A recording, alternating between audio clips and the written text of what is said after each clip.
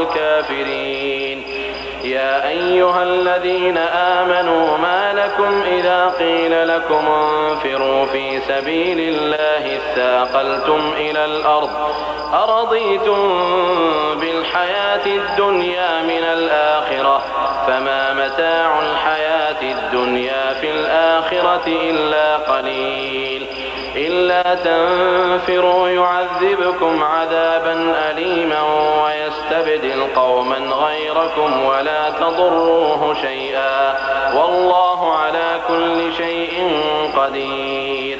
إلا تنصروه فقد نصره الله إذ أخرجه الذين كفروا ثاني اثنين إذ هما في الغار إذ يقول لصاحبه لا تحزن إن الله معنا فأنزل الله سكينته عليه